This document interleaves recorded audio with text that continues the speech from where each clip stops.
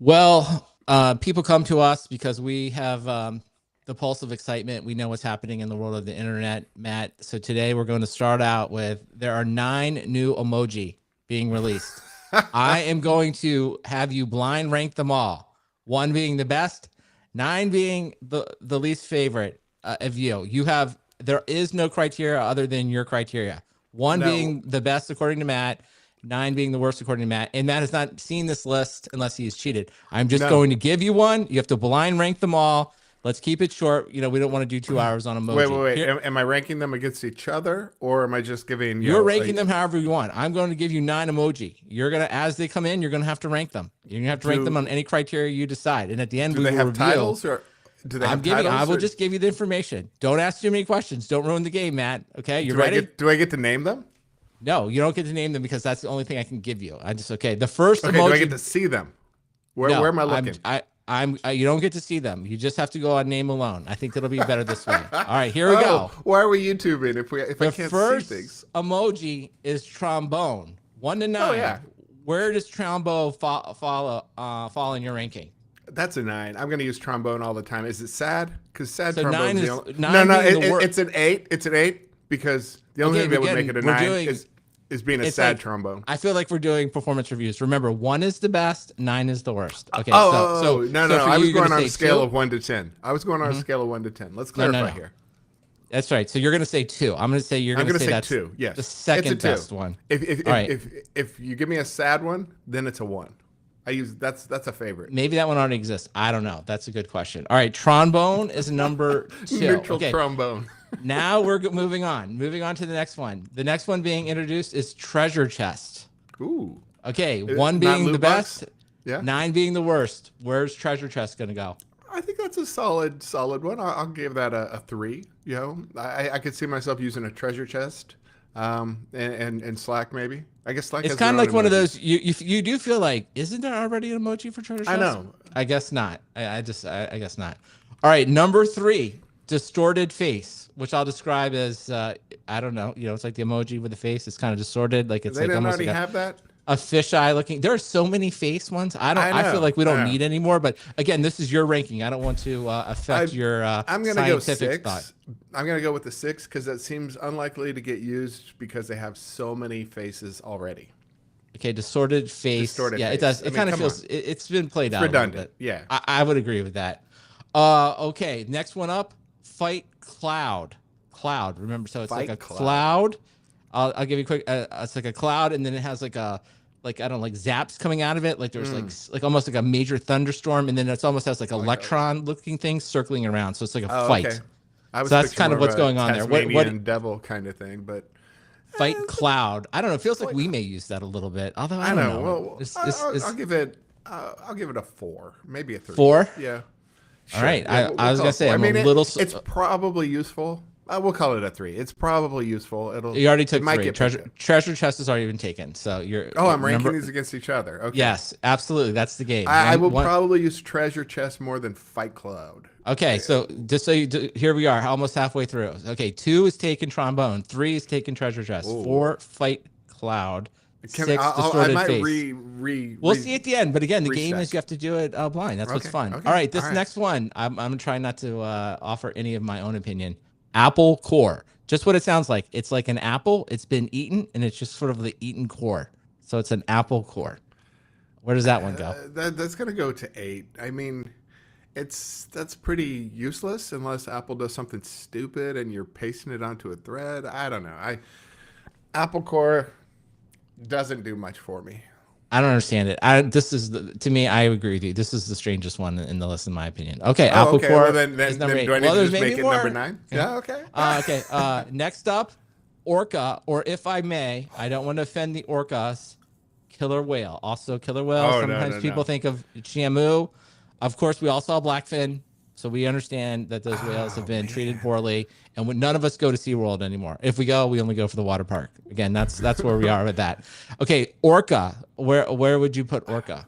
That's a pretty solid one. I could see myself tagging. Let me just give you the things threads that are about available to you. billionaires. You know. You have 1, 5, and 9. 1, 5, 7, and 9 left. So it has to slide in there. Oh, what's 3 4? I want to stick it around 3. Can't. That's taken. Treasure chest. Your Then options are. I'll give you a I want chance to to move. I re-rank at want the to move end. 4 to 5. Then I see You can't. myself Well, using listen. orca. At the end, we'll let you do it. You got to go 1, But what if 5, I'm saving 7, or one for 9. like distorted pumpkin or something? Listen, Matt. I make the rules of the game. You get to rank them however you want. All Don't right, argue. Orca. it's tied, but it's high. It's high on the list. Give it the highest spot available. That it's not number 1. one You're gonna though. go 1 on No, Orca. no, it's not one. It's 5. not You're one. going 5 on Orca. Yeah, that feels pretty neutral, but okay. Okay. Well, hey, listen. This is your ranking. Okay, ballet dancers. So this is again, there are multiple ballet dancers. So they're It's they're somewhere towards the dancing. back. What do I have? 7, 8, 9. 7 or 9 is still available. How many are So left? you got 3. You got 3. Ooh, no pressure, but I'm gonna make this one number 9. Oh, ballet. Oh, ballet Because dancers. No respect for the ballet there's dancers. already a Fun. ballet dancer. Why do I need Okay. plural? How No, big is listen. this emoji that I need to see more I than don't make one? the rules. I do not make the rules. All right, landslide. So again, it's like rocks coming down a hill, Okay. kind of like falling on you a little That bit. feels like a 7. It's like, okay. That seems like one I'd have to click on to like, what is this? Why do I care? It's kind of Okay, that is confusing. 7. All right, so then by process of elimination, and Okay, what there's is a little bit what? of a backstory here. Okay, Okay. the final one that you get to rank is known officially as hairy creature, but I would think most people in the English speaking world, at least in the United States, would call it Bigfoot. But Oh, what I've yes. learned is Bigfoot has many names in other cultures, so this is why they kind of make it real neutral, Well, like his Sasquatch proper name is and Sasquatch. Everyone that's knows what I was gonna that. say. There's a lot of names, and then evidently reading this article in my rigorous preparation for this segment, there's even more names. Like and when you get outside of like the Western Man world, of the more, Woods. Or... it's just a lot of different names. So technically, it's hairy creature. Although for the purposes of our podcast, we're going to make it Bigfoot because that's we're. I don't. Well, let me ask. I don't want to speak out of turn. Does Australia have a concept of Bigfoot, or Oh, is I'm sure there? they do. I'm sure they do. But it probably is a different name. So maybe we should be Yeah. calling it hairy creature. I'm gonna go search for Australian Bigfoot, which is probably euphemism for something involving drinking. Be careful. Make sure you have safe search on before you It's the you do Yowie. that. All right, for those playing at home, I will quickly do 2 things. One, I'll include a link to the actual article so everyone can see the emoji, and I will also make it the show art. So here are Matt Ray's official rankings for the 9 new emoji. Here they are, Matt. Are you ready? Number 1, hairy creature, also known as Bigfoot. Number 2, trombone. Number 3, treasure chest. Number 4, fight cloud. Number 5, orca. Could be a killer whale if I'd that's your like thing. Orca a little higher, but yeah, I hear you. 6 is distorted face. 7 is landslide. Yeah. 8 is apple core, and 9 is ballet dancers. All right. Yeah. Now that you've seen it all, and I'll give you a chance now. Now that you're no longer blind ranking them, is there anything you feel like you really have to change? Is there a number? Is there one you can't live with? Like you're worried about orca. Do you want orca? Do you want to move orca up a little bit? What are you thinking? I would move Orca probably up 1 spot, and I would probably move distorted face maybe to 9. Distorted face to 9, It so it just goes says from nothing 6 for to me. 9. Yeah. All right, and everyone else goes I up. was expecting much worse. I mean, landslide's boring. Apple core might get used. Ballet dancers doesn't do anything, but distorted face just feels redundant. Okay, we didn't need that one. Well, good. Well, listen, everyone, if you disagree, make sure to email Matt Ray or find him on social media, and you can make your case about why you believe Fight Cloud or Apple Core. That's really the strangest one of them all. I believe Apple Core is the real outlier here. But as always, one of my goals in life is that I would like to attend the emoji steering committee meeting. Like a lot of people want to work on the technical stuff, be part of the CNCF, like a lead architect. I want to be in there when people are pitching these ideas. And I want to see the passion. I want to see when people really get upset. Like, when are they just like, no, we've got to have Apple Core. You don't understand how important it is. So, and more importantly too, if someone knows of a good use of Apple Core, I would also invite you to find us in the Slack and explain how we should be using Apple Core, because like we're older. Maybe we don't get it. Maybe Apple Core has some double entendre meaning that escapes us right now, and that we'll be able to express ourselves more freely in the coming months. But that So doesn't mean we're likely to use it.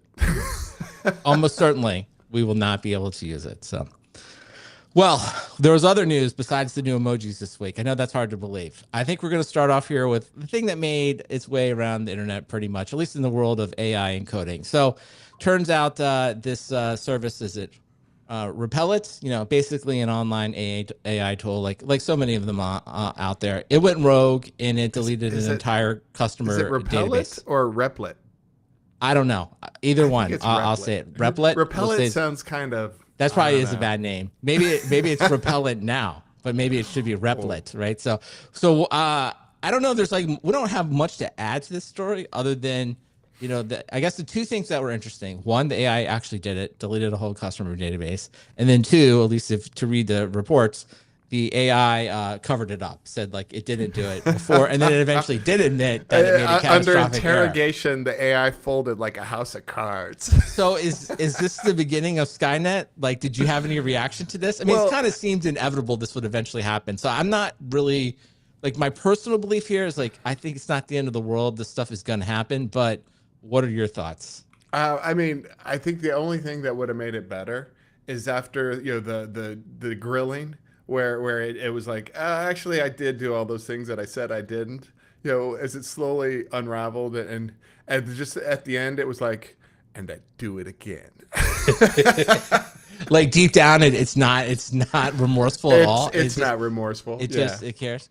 Well, do you yeah. think this is sort of I mean somewhat related to your job, but maybe not really? It's like there's always like a new technology that makes people more productive, right? Like and then Right. there's the management of that technology, and eventually then there's the security of that new technology. There's like a million things Yeah, go through yeah. this cycle.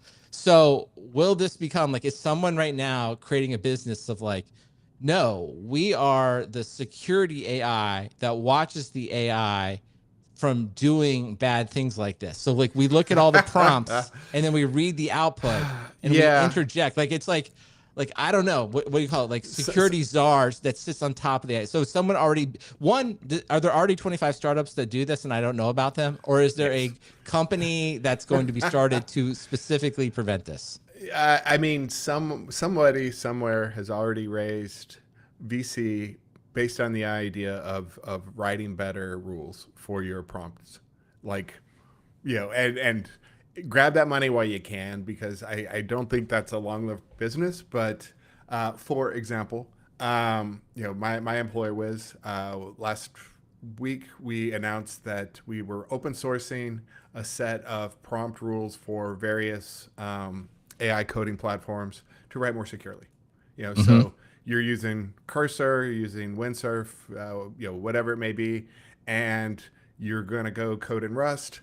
Here's some prompts you can add, and it'll try to keep your Rust code tighter and more secure just based off the rules. And it's open source. It's on GitHub, Creative Commons, that kind of stuff. So like somebody's probably raising money off that idea. Like, oh, we'll centrally manage these things, and we'll make sure that we always include "don't delete everything" as the last line of the prompt.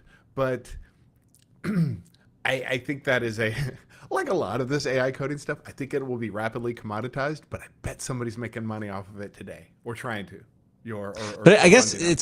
it always comes back to it's like the AI watching the AI. But then what about if you will, it's almost like who's watching the watcher AI because that AI may also Well, like not catch it, may not be following it. So I don't know. I guess it's like in the end, it's just like I don't know. and Just then some level of trust you just have to but like that's the thing have there. that's come out of these conversations is like people have been responding with examples of no, that was in the prompt, don't delete production, and it still did it, right? So Right. like the prompt is more of like the sort of guidance, the the example that I've seen a lot of lately is treat it like a junior developer. A junior developer may make mistakes. We all made mistakes. We continue to make mistakes. You make more when you're a junior because you don't realize what you're doing exactly, Hmm. and the AI will repeatedly do it. And then when you run out of tokens, forget all of its learning that it's gotten to that point, right? So it'll be like, all right, yeah, I won't do that again. Oh, you're out of we, tokens. Who we have are to you? start over. It's like it's Mr. Short-term memory here. Only it's your AI partner in crime, and that's going to happen repeatedly. I don't think there's a way with these prompts to get it to not do things. I mean, this, I made a joke in Slack about, needing Asimov's laws for AI coding, where, the first law is do not delete production, but it's going to happen again and again because these are not fixed guardrails. You can't say, like, whatever you do, don't run this command. It's like, okay. Hey, I heard about this cool command, rm-rf. Or, don't run that command. It's like, well, what if I had this other flag? You didn't say not to do that, right? And so it's gonna find all the dumb loopholes, and at some point, yeah, it may ignore things that you want. So I'd say keep it on the tightest leash But now a possible. little bit here, though, is this a little bit on? I don't know who was running the production side, so that's we'll have to figure that out. But as with any human being, a motivated human being can either maliciously or accidentally take down production. We all know that, Sure. right? That's all Yeah. done. So, but like we also kind of have to plan for that. We just have to be like, hey, we have to have backups, right? And it's like, we have to have backups. We have to be somewhat isolated. I was thinking about me, of course, my love of Claude Code. It's like, yeah, I sort of like watch what it's doing and then I say yes, but then at some point I'm giving it full, like, just go to town. So it's like, Right. I Right. guess it could delete everything, but I do have my time machine backups are usually, made every hour or so. So like, I feel like I've got something, right? You I got a mean, little yes, bit of protection. a Well, little bit. So that's I just feel like maybe here it's not so much like it's a fun story because AI fun in quotations, let's say. It's a interesting story because AI did it, but really a person could have just done this, and like you have to be prepared to like restore from backup. Like this is just how it absolutely, is, right? and this goes back to the whole DevOps concept of blameless postmortems. Anytime a blameless postmortem ends in a person, it was done wrong, right? If it's ever like it's the fault of the junior developer, well, fine. What, you're going to switch from Cursor to Windsurf, and that's going to solve your problems? No, you still have a problem in that you're trusting an AI with your production. Um, put better guardrails around it. Prompt rules apparently not good enough. Yeah. That's what we've learned today. Maybe you get like Cursor to do the coding and Windsurf to do the code reviews. I don't know, but you need to have more. You need to have more of I more love it. checks in places. How Um, fantastic would that be if Cursor and Windsurf are like fighting in the code review process? You're like, oh, this could go on for a while. You just sit there and watch the GitHub comments. You're well, like, oh. we've seen that Microsoft open sourced. I think it was one of their .NET repos. They're like, we're going to do this all with Copilot, and then like there was Copilot going back and forth with another instance of Copilot doing code reviews, and it was like 1,000 comments back and forth at each other as they were like just throwing slop generated at each other trying to pass a code review. And I guess the point with the agentic stuff is that happens behind the scenes and you don't get a GitHub thread on it. But yeah, this stuff is just as unpredictable and unreliable as a person, but cheaper, Fantastic. maybe. Now, speaking of unreliable people, I thought we'd throw this one in here. Cloudflare, they made news for a couple different reasons. Well, one thing, they had this pretty big incident here, I guess on July 14th, also known as Bastille Friends. Shout out to our Bastille Day. Shout out to our French friends for their independence. But, I read this whole thing and this whole, did I really read it? Let's be honest. I put it in AI. And what AI told me Oh, at the end of it was just basically, it's the typical misconfiguration by a human being. yeah. So, and of course, Cloudflare is so big, when they misconfigure something, it's like they take down, I think, like upwards of 20% of the internet. So I don't know. I just kind of paired it up with this story because it's like, well, even Cloudflare, who we believe is staffed by very smart people that are really good at their jobs, they make these mistakes and they still take down the entire internet. And I don't know, maybe that person got fired. But Hopefully that's not. the whole Maybe point not in a of blameless blameless postmortem. postmortems. Yeah, I don't yeah. know. They didn't say I didn't see that in the Nobody incident should be report. fired. This is a learning opportunity, right? This is an opportunity to train your AI on writing better postmortems. Absolutely. We know, I mean, we know Americans corporations, like there's nothing more than that America's corporations like than a blameless postmortem where no one gets fired. We know, we all believe in that day by day. Now, the other thing about Cloudflare I wanted to bring up, and I wanted your take because I think you're a good thinker on this subject. It was this idea of content independence day, and I will quickly summarize it. Right, the problem they're trying to solve is that there's all these AI bots out there that are scraping the entire internet, and some of them scrape, quite a bit, right? Yeah, So aggressively. the Yeah. aggressively, that's a good way to say it. And so what they're proposing is that essentially they're going to turn off those bots, the AI bots, and essentially require them to, they could eventually, I don't know exactly how it's going to work. They basically compensate the, if you will, owner of that site for reading it. So that's sort of the Yeah. idea, is that, hey, you should get compensated for your content. And it sounds like what they're going to do here is they're going to turn that on by default. So this is always like this is the interesting question, right? Right. Right. So I think they're coming at it from, hey, you're a website owner. We want to quote protect you from all these AI bots, and if they do scrape your site, we want you to get compensated. Now, of course, they're going to take a piece of that, right? Their system, their platform would, if you will, facilitate such a transaction. Exactly how that's going to work, I don't know. Yeah. So on the face of it, though, it's like, I guess let me pose it this way. We can say it's like, are they, if you will, truly revolutionaries who are giving us independence, or is this just a stealth way to insert like another middleman into the internet, and that we should maybe be more wary of those telling us we're going to be independent, because they do. Cloudflare, by all accounts, controls like 20% of the traffic of the internet. I don't know exactly how to do Yeah. that, but like so many people use them, if you will. It's like 20% of the sites are probably protected in some way by Cloudflare. So there is like an interesting kind of question there. So like, Yeah. I don't know, what do you think as an internet person that's been on the internet a long time and has often given thoughts to fairness on the internet? What are you thinking? Um, I'm actually in favor of this, and because Cloudflare has generally been a good citizen operator in this, and a lot of aspects of, like, internet health, if you will. For example, they provide the DNS, the free DNS service of 1111, right? Mm-hmm. Which is the outage we just talked about involved that, which is just a way to get secure DNS, not hijacked by your ISP, not being spied on ostensibly, and fast and available worldwide. Like, that's actually a great service. Many of us use it, I'm sure. Yeah, Like many people listening, I'm sure many said it people there, use right? that. They called out a lot of the profiteering off network traffic. They've written extensively about how much AWS charges for ingress and egress, and worked with I think with Oracle and some of the other CS cloud service providers to just bottom out the pricing and be really transparent about how much this traffic actually costs. Didn't make Amazon change the pricing, Mm-hmm. Mm-hmm. but everyone really knows that Amazon's making, like, I don't know, 80x markup on network traffic. Good margin in that storage Yeah, business. good margin, and egress traffic. Whereas Cloudflare's trying to move as much of it to low as possible, because they're dealing in crazy volumes. So yes, is this a chance opportunity for them to make some money? Probably.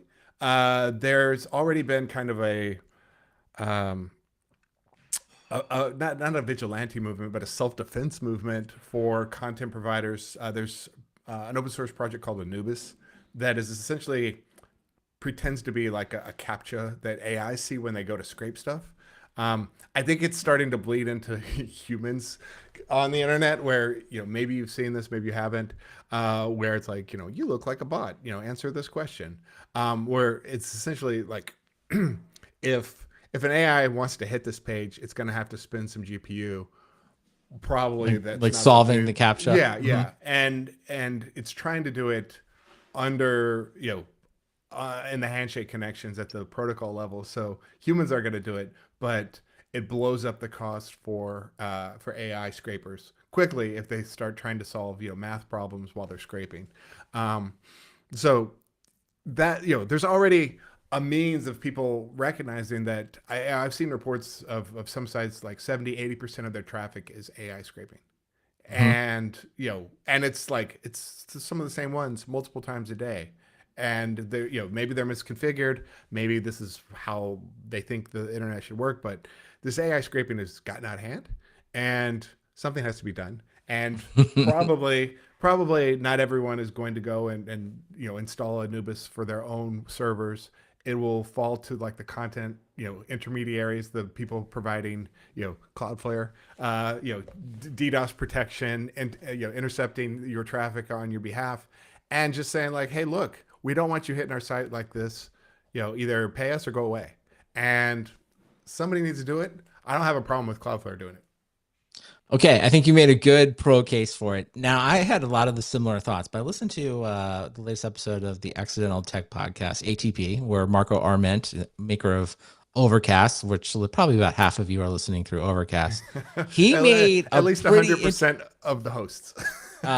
he made a pretty compelling case that I had not really thought about. And I'll make it, and you should go listen to the whole segment because they talk about it for a while. But I thought the thing that I had not thought about was sort of like this idea of, if you will, locking out like the small developer. So in his case, right, Overcast goes out and, if you will, crawls all the RSS feeds, including this one, software defined talk, and it so it crawls, I guess, millions of feeds a day, and that's sort of how he updates his podcast. And he said that he ran into an issue where that, because that's a high traffic kind of thing, right? It looked like a lot of traffic, and eventually, if you will, he had to go through a pretty onerous process with Cloudflare to be registered as like a quote unquote like a good bot, right? Like I'm Good bot. doing I'm Once a doing day the good bot. work for Yeah. you out there. And then the hosts go on to talk about, like, there are lots of examples of where people are just, if you will, hobbyists, small companies, like trying to, if you will, download data, get some data off a web page, like small things that we wouldn't consider, huge, right? Yeah. And this idea that, like, well, if Cloudflare, because they are so powerful, right? If the default is like, no, we only let in like the bots we know about, right? It's like that. It does kind of fundamentally change the internet a little bit, right? The fact that Yeah. you can't easily go out and like start a little project. Like, I think he also talked about Instapaper, another example that's I guess it's still out there, right? Basically download a web page, make it into like a very readable format. And so I don't know, it was one of these things where it was like, Yeah. I think you said that maybe we should use that concept, right? What is it? Benevolent dictator for life. It's like, it's good, but then there's the benevolent is like doing a lot of work in that whole thing. And then we're There's a talking about lot like of lifting. Yeah. WordPress. We talked a lot about the Matt Yeah. Mullenweg Yeah. thing there, where like somebody gets upset and someone has an opinion about what they think is fair that maybe abroad people don't. Like, the WordPress is the best example. When you turn off the plugins and like suddenly we didn't realize like how centralized all of this is, right? And I think that's kind of that got me thinking about Cloudflare, because obviously we like to podcast, we like to like look at the web, and I'm sure many of the people listening to this like have small projects. They probably scrape a web page now and then for probably innocent purposes, right? For just like Right. simple purposes. So does that give you any more pause? Like, should we think about this like a little bit more? And should we question, it's almost like when someone says like independence, you're always like, I'm worried about this. I'm worried Independent for about, who? Yeah. exactly. I'm very worried about this independence. So I don't know. Independent of what? Yeah. Do any of those thoughts like give you pause? Yes. But I think if if they're transparent about the mechanisms, or the volumes, you could say like, look, um, here's a top 10 list of offenders, right? Here are the Mm-hmm. people who are scraping, petabytes a day. Here are the people who are scraping one site once a day. I mean, you can easily just put some weights in there and weed out the worst offenders quickly. And and then maybe those offenders, well, they'll get, it'll be like, spam, where they'll, work hard to get around the blocks. Or maybe they'll say like, oh, well, we didn't realize we were doing things poorly, or what, we would like to license that content. I think it's, I think there are technical solutions in this case that would be easy enough, quote unquote, put on my product manager hat, easy enough to implement, that can get around the hobbyists, the small users. I think the problem is there are just some really bad offenders, and Right. there are a lot of really bad offenders, and just like there's a boatload of spam, but a lot of us do trust Gmail. Mm-hmm. Well, I think you bring up a good example, because like email today, like for the most part, you as a regular person, like you really Don't want to can't like touch it. put your own email server on the internet and and send email. Like most, it's going to be marked. And you see hobbyists complaining about it, right? They're Right. like, "Oh, I have to jump through all these hoops." I was like, "Those hoops are put in place because there's so many bad actors setting up their own email It's true, but servers." but we just have to realize like email is one of these things is much more centralized than we probably think, right? Like it has to come from a certain set of, secure email vendors that kind of all have the agreements. Like you can't just throw up an SMTP server on the internet and start firing off email. Like it's not going to You go can. anywhere. It's Like just nobody's going to get them. it's At going this right into point, the nobody's going spam. to get your email. Yeah. So, and I don't know, like I don't really, like to me, it's easy enough. It has been easy enough, if you will, to like go to a secure email server and get a, if you will, Get properly a token a and yeah, token and do the whole thing. and So a that it's free not, account. Yeah. yeah, it's not like Mailgun's one. There's like a million of them out there. So I don't know. So maybe that's there's gonna be this new I thing think of that's like what we're getting towards. like Yeah. approved crawler, right? It's like you have to like you can't just crawl from your IP address. You got to go through this. You got to register your crawler or your thing to go here. Which I don't know. Maybe I that's mean, sad. Maybe that's how it is. it's sad that somebody's probably going to make money and probably as soon as Cloudflare starts to show like some success with this, the other CDN providers will probably do similar stuff. Mhm. Because that Akamai and Fastly and Amazon are fighting these same problems. You Yeah. know, Well, I think um, that's our biggest case for maybe this could work okay, as long as like Cloudflare doesn't get much bigger than 20%. As long as you got four or five right, other right. they because that way there isn't don't have to have the benevolent Uh, dictator. It's just like you have competition, and if someone does something wrong, people can easily move to someone else, right? So uh, that one's like a good example. And obviously, back to the WordPress thing, it's like WordPress is in the process of like spinning up its own like, if you will, new public, new benevolence. version.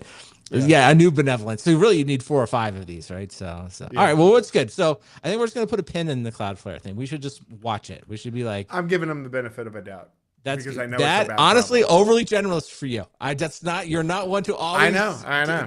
That's not your first I have instance in plenty many of cases. cynicism for other things. Don't worry. All right.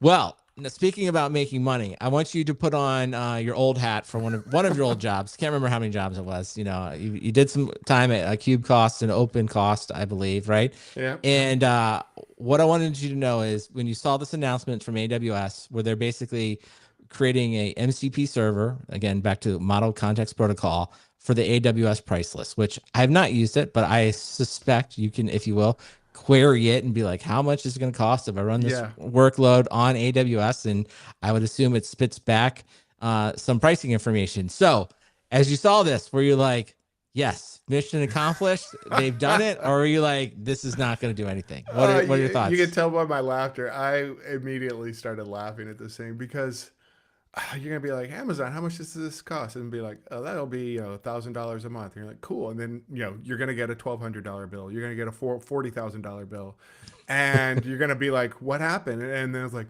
oh, I didn't have the full context, or you ran out of tokens, or whatever it may be. Cloud billing is complicated, very complicated. I mean, you've got your list price, and you and I we pay list price, because we're Hmm. chumps. But everyone else is going into like sustained usage discounts, reserved instances. They've got enterprise agreements. They have minimum spend. They have there's just so many random factors that one of the things that was really important for cloud billing was the concept of reconciliation, where you have a list price, we start recording it, and then your bill comes back, and we have to fix what we told you it was going to cost. Because the bill does not show up in real time, because there's so many random things, because it might say like, oh, that EC2 instance is $10 a day, and you're like, cool, but at day 3 maybe a sustained usage discount kicked in, or maybe your enterprise volume pricing had already kicked in because 100 other of these instances were spun up, and you'd already hit a minimum threshold to spend to start hitting discounts. Like the MCP server either has to have all the context, which it won't. It just won't. Or it's just going to be off. If you tell me it's an MCP server of list price, done, easy. Like that is something you're literally just looking up gigabytes of JSON of pricing, of list pricing, Right. because every region is different and there are literally tens of thousands of SKUs, right? So, sure, So, throw some MCP at it for just list pricing. okay. But if you want So, accurate pricing, forget it. mm, wow, that's man, that's you bring some realism to that discussion there. So I guess to your point. So I guess the It's a only way to really use toy. it, just to come back to you, is just to say it's like, yeah. So it is. Well, I mean, I guess we could say it this way. Even just reading the list pricing is confusing. So I guess Yeah. an MCP server, if you just want some generalized list price Yeah. for what you Don't are, trust it. it's probably a good way to at least start, right? To like, Yeah, that's what I'm to get saying. some gut feel of like what it is. And then, but they're just to your point though, I guess like all these things, it's like buying a car. It's like, okay, we know what the list price is. Now we need to go to the dealer and we need to like, talk to a sales rep and talk to Exactly. financing and like and of course they're gonna have all these questions, and it may be more because we have like, we live in an area where stock is low, or it may be less because there's rebates going, but like Spot but instances. you I just never mean, know, yeah. right? You don't know until Yeah, you walk into there's that car dealership. so many random things in here. What's going to be funny is all the responses are going to be talk to your sales rep. Well, so there's there. I guess on the nature of pricing, do you see, and maybe what you said earlier, it's kind of more just like a toy. It's like are MCP servers in front of like let's broaden it from AWS, from like all the cloud vendors and all the pricing out there. Do you see it ever providing any value beyond Oh just yeah, like list absolutely. price gut? Yeah, yeah. No, that is useful, and the fact that like when I worked on OpenCost did not do reconciliation. All it worked off of was list pricing. It could read your cost and usage report, that big gigabytes of billing data. It could read that, but it didn't ever go back and say, oh, we told you this was costing $100 a day, but actually because of your discounts, it was only 80, right? OpenCost didn't do that, but that concept exists. People were doing it themselves. KubeCost did, lots of tooling does that reconciliation. But there is a lot of value in list pricing. When you go to spin up something with Terraform and it says, yo, dude, this is going to cost $1,000 a week. Are you sure you want to do it? It doesn't matter if it's 1,000 or 900. Maybe you didn't want to go over 50, Right. right? So I mean, a lot of the usage for list pricing is in the fact that you're seeing swings and spending. You don't want to see you don't want to see your costs just start to skyrocket and then wait 48 hours to see that, oh, it was actually only 10% off of skyrocket, right? Right. You don't want that. You want that So real it's like time catastrophic pricing. errors, like Yeah, yeah. catastrophic pricing errors. So I mean, okay. it's a measurement of velocity. You don't need accuracy. You need changes in spending. So it's useful in that scenario. It's great for monitoring. It's great for monitoring, because a lot of times when pricing starts to jump, something is either misconfigured or malicious. True, true. All right. So MCP servers for pricing, I guess, if you It will, has its use, but it don't has trust its it place in for list production. price, but not exactly changing the world on fire. You're still, again, we're still talking to sales reps, like you said before. So now, last topic here. Speaking of sales reps, now we had a friend of the show, Dustin Kirkland, on. He's at ChangeGuard a while back, and I remember like it was relatively, that company at least was new to me, and it was, and the short story is they provide secure images, and I remember thinking like, oh, makes sense. I totally see the value proposition. Well, it Yeah. turns out so did like 50 other companies. So the latest entrance into this is Bitnami's secure images. Of course, Bitnami's been around, I don't know, like maybe 2 decades, maybe longer. They've been doing stuff.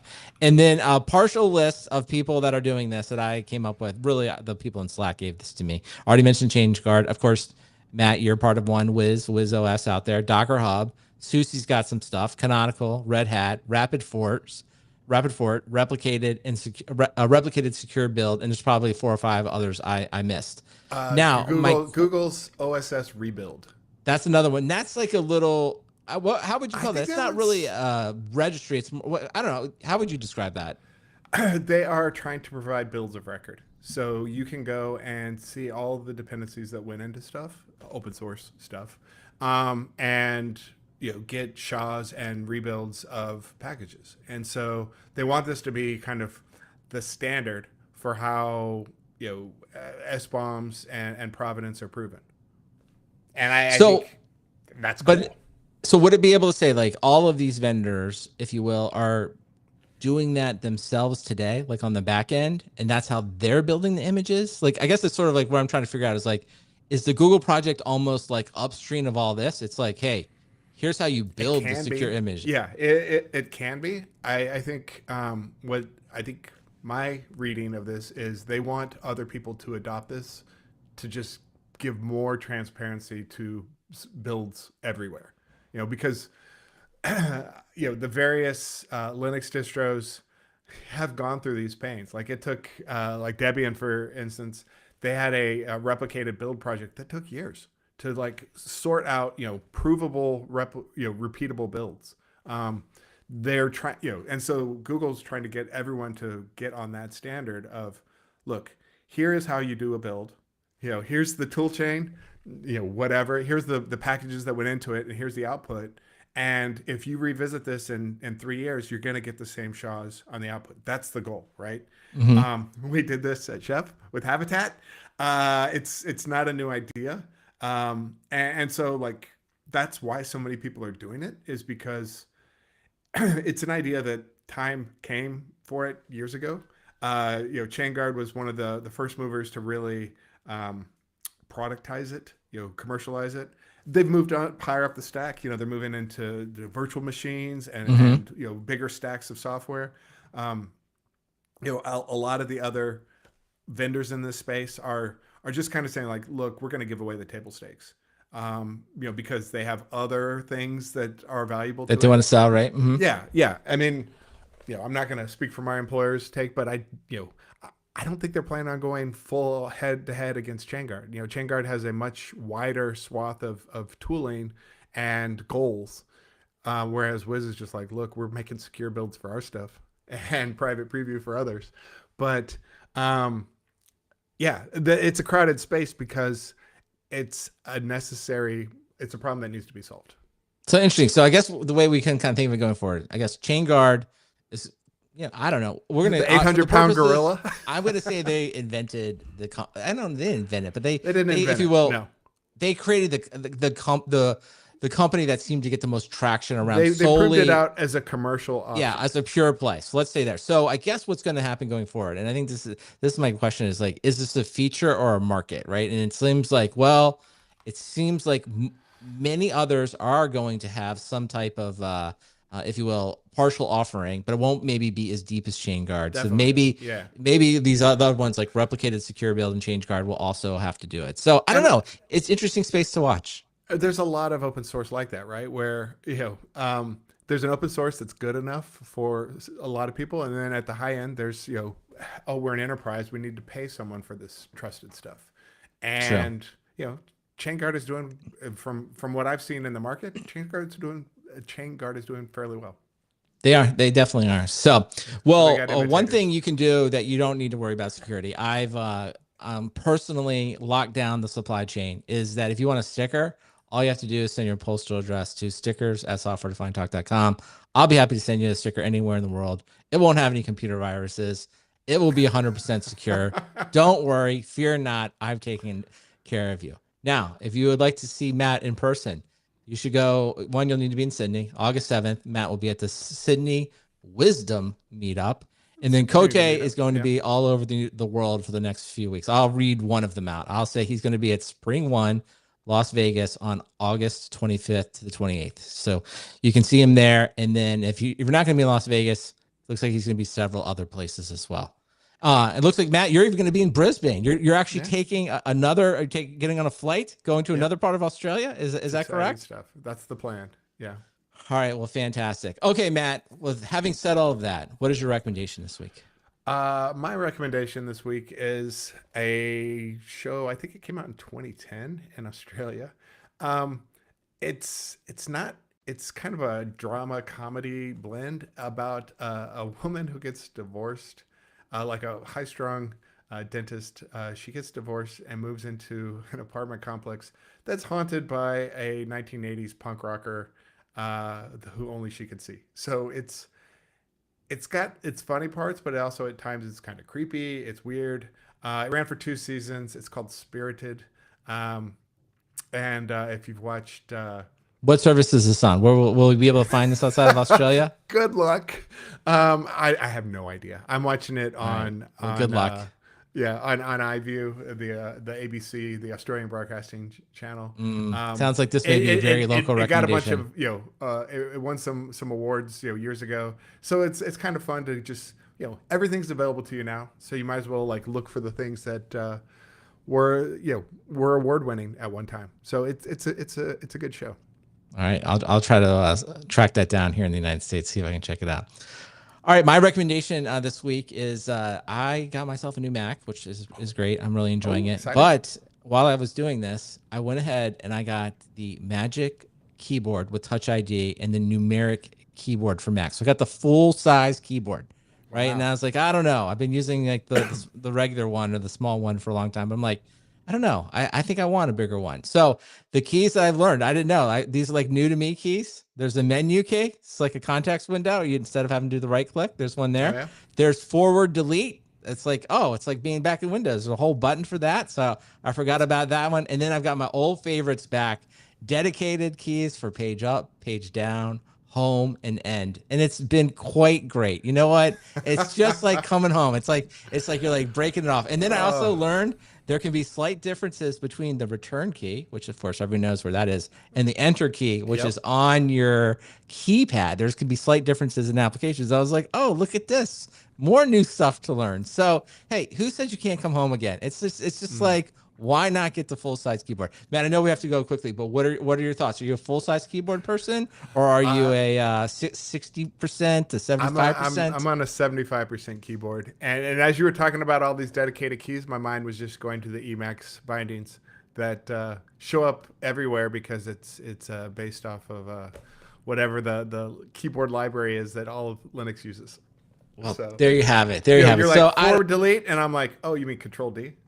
that's right. I don't have to do that. I got a whole key for it now. I don't have to remember. I don't need those vacated specialty keys. some of the Like hot the Alton keys Brown I've of already keyboards forgotten here. about. I don't Yeah. even worry about them anymore. I got the forward delete right where I wanted. So, all right. Well, listen, if you made it this far, thanks so much for listening. If you would like to see all the topics we discussed and many that we didn't, go to softwaredefinedtalk.com/530. There you'll see all the show notes. You can follow us on the social media, and you can join the Slack. That's always a great thing to do. Join the Slack, talk to us during the week. We share all the topics and things like that. And with that, we will talk to you next time. Bye. All right. Well, we did it. All right. All right. Later. Thanks everyone for streaming. Had to be quick this week. We'll be back next week, probably around this time. Take care.